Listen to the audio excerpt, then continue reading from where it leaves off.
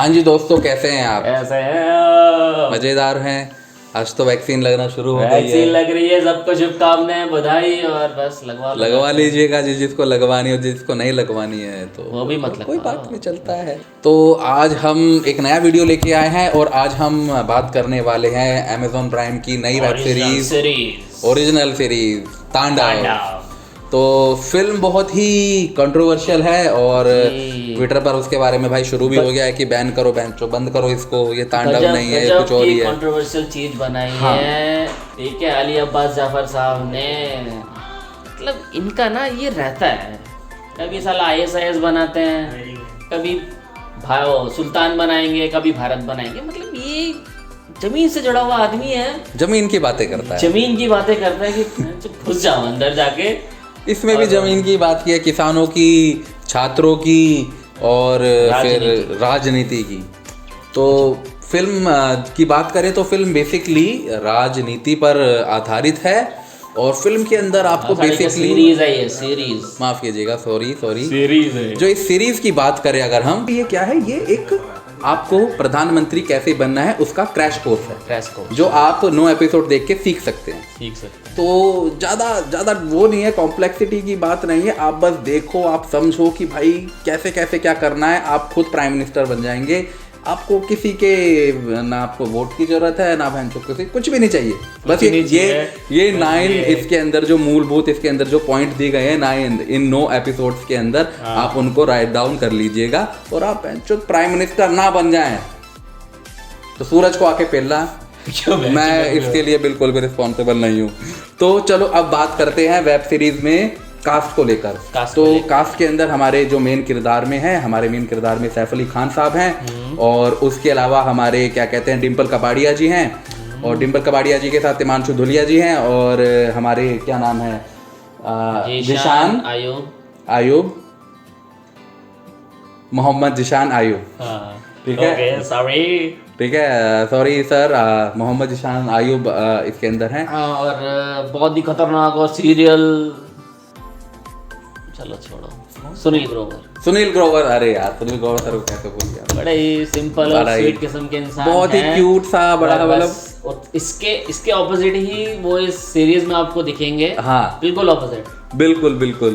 तो ओवरऑल अब बात करते हैं कि तांडव क्या है, मतलब क्या बनाया उन्होंने। मतलब राजनीति के ऊपर तो है, ये हम टीजर ट्रेलर देख के समझ गए हैं, लेकिन अंदर की क्या खिचड़ी पकी हुई है। तो बेसिकली ये कहानी है पावर के ऊपर। सबको पावर चाहिए, सब सुपीरियर बनना चाहते हैं और राजनेताओं के बीच में ये जो सुपीरियरिटी का जो कंपटीशन है उसको इस फिल्म के अंदर दिखाया गया है।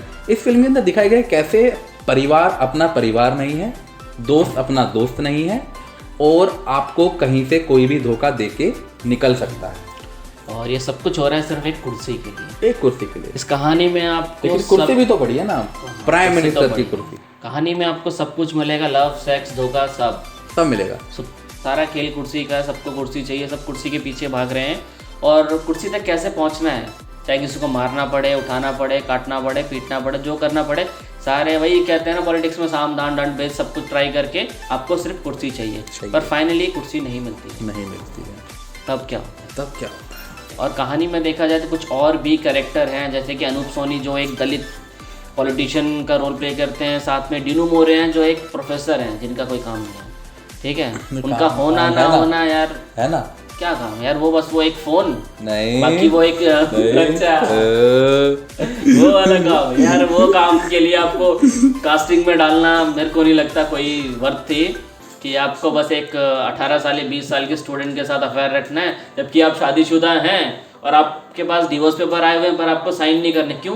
क्योंकि आप 14 साल के बाद शादी के फिर भी अपनी वाइफ को प्यार करते हो और दूसरी लड़की के साथ सो भी रहे हो। प्यार बड़ी कुत्ते चीज होता है, लॉजिक ही नहीं है कोई। तो यही काम है डीनू मोरिया का।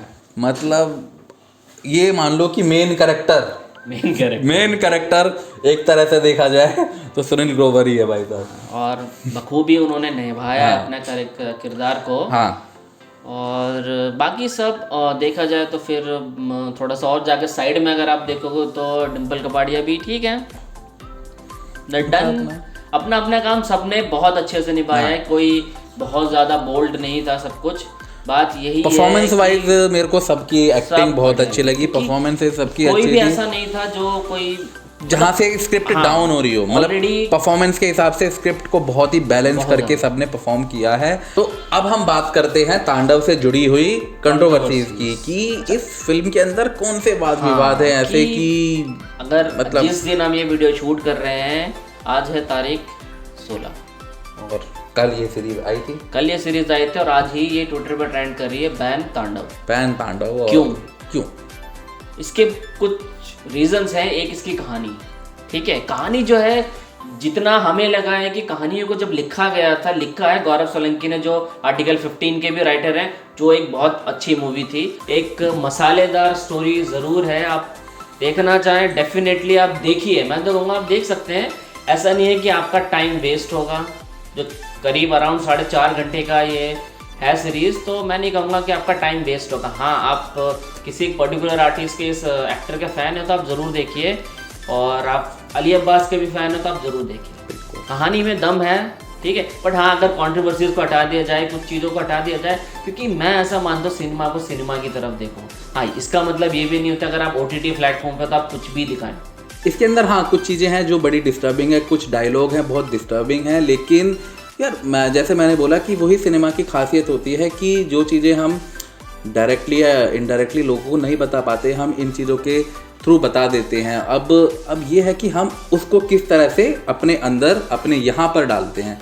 और सिनेमा की यही खूबसूरती है कि इसको आप जज नहीं कर सकते, ठीक है, मतलब एक बुरी से बुरी फिल्म को भी आप जज नहीं कर सकते, क्योंकि किसी ने उसमें कुछ तो दिमाग लगाया है, और वो किस तरह का लगाया, वो किस ऑडियंस के लिए बनाया, किसके लिए नहीं बनाया, ये बताना मुश्किल है।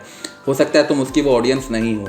कुछ जगह पे कंट्रोवर्शियल चीज़ें हैं, लेकिन वो चीज़ें बंद नहीं होनी चाहिए मेरे हिसाब से, वो चलती रहनी चाहिए, क्योंकि सबको अपनी बात कहनी चाहिए और सिनेमा को सिनेमा की तरह दिखाना चाहिए। क्योंकि जब ये बाउंडेशन आ जाती है ना, तो फिर वही प्रॉब्लम होगी जो हम पहले से झेलते आ रहे थे। तो हम है ना हमेशा फिर ये बोलते थे यार हमारे पास कंटेंट नहीं है, हमारे पास वो प्रॉब्लम है। तो अगर हम ये बाउंडेशन डाल देंगे फिर वही प्रॉब्लम दोबारा से होने लगेंगी। तो ठीक है, जो भी हुआ ठीक है।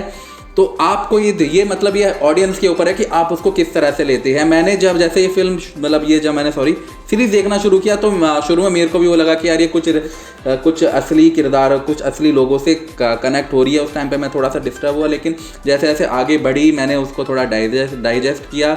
और ये चीज़ समझने की ज़रूरत है कि ये सिनेमा है, ये फिक्शन है, उसको उस तरह से उसको आपको एक तरह से ट्रीट करना चाहिए। तो लेकिन जिस तरह से दिखाया गया है और जिस तरह से इसको ट्रीट किया गया, ऐसा लग रहा है कि यार बहुत एक गोली सी है, ये 4-5 चीज़ें आप कुछ स्टेप्स बता रहे कि वो चीज़ें कर लोगे तो आप प्रधानमंत्री बन जाओगे। उसको इतना डिटेल में नहीं दिखाया गया, उन चीज़ों को इतना अच्छे से इन्होंने उसको एक्सप्लोर नहीं किया। अगर वो शायद इसको एक्सप्लोर करते और अच्छा और तरीके से, तो इसको देखने में और मज़ा आता। अभी क्या, अभी है ना ऊपर से दिख रहा है सब कुछ। स्टोरी लाइन देखें, स्टोरी लाइन वही मतलब ठीक है, थोड़ी सी वीक रह गई। और परफॉर्मेंस देखें, परफॉर्मेंस अच्छी थी, डायरेक्शन ठीक था, ओवरऑल सब कुछ ठीक था, पर स्टोरी और कॉन्सेप्ट थोड़ा सा वीक था। अगर वो अच्छा होता तो शायद मज़ा आता। और कुछ जगह पे ये बहुत अधूरी सी रह गई। कुछ सीन्स है, जब आप ओवरऑल स्क्रिप्ट मतलब सीरीज देख लोगे तो बोलेगा यार इन चीज़ों को तो इन्होंने अधूरा छोड़ दिया, तो इनको भूल गए डाल के। तो अब हो सकता है क्योंकि इसका भी एक और सीज़न आएगा, जिस तरह से फिनिश किया है इसको, ख़त्म जिस तरह से हुई है ये, 9 इसके एपिसोड हैं। उसके बाद जैसे ही फिनिश हुई है उसके बाद लगता है कि शायद अगली सीरीज़ आए, लेकिन अगर वो नहीं आई तो भाई बहुत ही गलत तरीके से छोड़ी है ये। डायलॉग्स, परफॉर्मेंसेस, और मेरा सबसे फेवरेट जो मेरा सीन था बबूल का पेड़। बबूल का पेड़ एपिसोड 6 है, उसका जो स्टार्टिंग सीन है वो मेरे को बड़ा प्यारा लगा, मतलब जिस तरह से उन्होंने किया है। तो मेरे हिसाब से तो भाई देख लो, मज़ा आएगा तुम्हें देखने में। और अब देखते हैं कि आपको पसंद आएगी या नहीं आएगी। अगर आपको पसंद आई है तो भाई कमेंट में लिख देना, पसंद नहीं आई है तो वो भी लिख देना। हाँ। और अगर आपको कुछ और कहना है तो वो भी लिख देना। सूरज को गाली देनी हो तो भाई बिल्कुल लिखना, और बोल्ड करके लिखना, ठीक है। मेरे बारे में अच्छी बातें भी 2-4 लिख देना यार, मेरे को चाहिए, मेरे को अच्छा लगता है कोई मेरे बारे में अच्छी बातें, ये जरूर लिख देना, ठीक है। तो इसी के साथ भाइयों आज हम दोबारा से अपना वीडियो खत्म करते हैं, और अगले वीडियो के साथ हम दोबारा जल्दी आएंगे। तब तक के लिए नमस्कार, और वोट दीजिएगा और सब्सक्राइब बटन को दबा दीजिएगा। अब होगा तांडव।